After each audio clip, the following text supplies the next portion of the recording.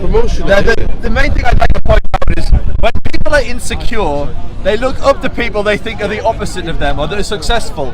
And so you find that many people who feel insecure in themselves, they seem to attribute everything that's bad in the world with the Jews. The Jews control the media, the Jews control the banks, the Jews control the government, the Jews control Speaker's Corner, the Jews control the free parking in Stamford Hill. Risa asked me about that before.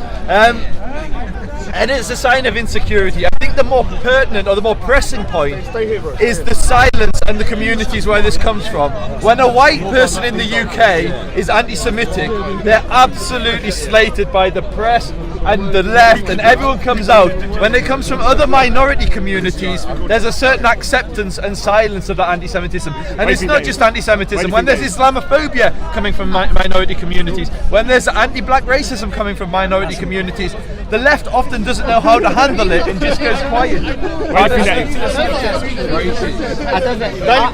I would disagree. What I would say is that Jews make jokes on Jews. Look at Adam Sandler, Sacha Baron Cohen. They're Adam Jews, Sandler? and they diss your own people on movies and that. So how do you feel about that? Why are you trying to? What's the point? I don't see the point. So there's a difference, but How do you feel about that? I don't have an issue with somebody making a joke about I think it depends. I genuinely. No, not necessarily. They say something that's true, but So my issue, I actually don't even have an issue with people denying the Holocaust. I believe in freedom of speech. I think, so absolutely, Holocaust denial is anti-Semitism, but people should be free to express themselves. No, hear what I'm saying. You're asking a question and you're not listening to the answer. I'm a free speech advocate. I believe the freedom of speech. I love Content Over Everything's channel because you have a variety of opinions. So there are laws in place for things like slander, there are laws in place for that, but what I believe is we should be free to say things, and those views should be allowed to be broadcast and challenged. That doesn't mean we have to accept them.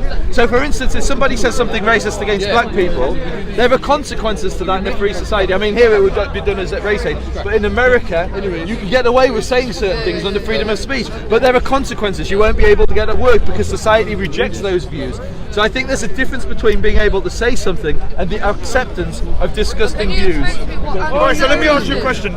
On the channel, I'm going to say Raspik's channel. Don't agree that. Raspik's channel, hold on, let me just say something. No, what I wanted to say let me just say something. On Raspik's channel, you had an individual called Council of Nicaea who's a regular and a mod, who clearly stated that the Jews have been kicked out of 88 countries and they've been that's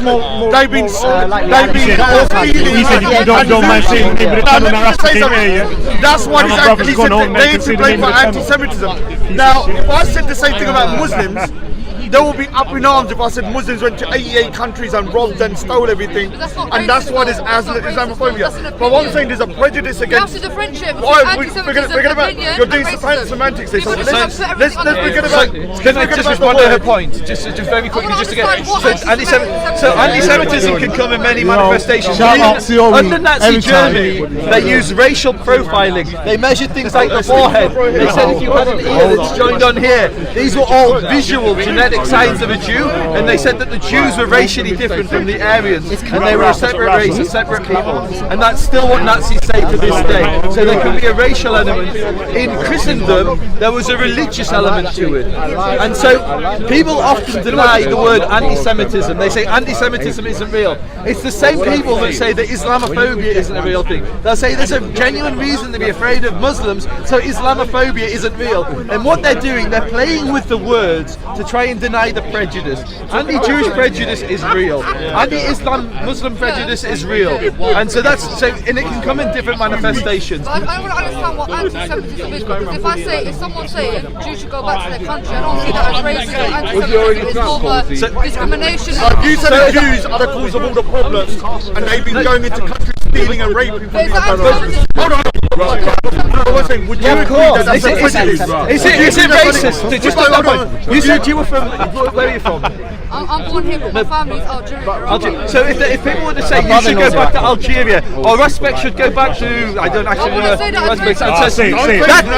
Don't say you're going to come back. No, but that's hardcore racism. To say blacks and Jews should go back to where they came from. No, but to say that blacks, Jews, Pakistanis, whoever should go back to where they came from, that's racist. But do you agree that that's across the board? For example, we say same thing with Muslims, so it's not anti-Islamic to say all Muslims. I think all oppression is bad. I don't think anti-Semitism it's happening in all countries, all races. Of course, but when somebody says somebody's a racist, right? Let's say they accept that if you say, oh, black should not be in England, right? That's racist. So then you should apply the same thing to everybody else, so Jews or wherever. But that's why I'm trying to understand what is anti-Semitism. And the reason anti-Semitism is just racism. Anti-Semitism is just racism. You're playing word games here. All right, Yeah.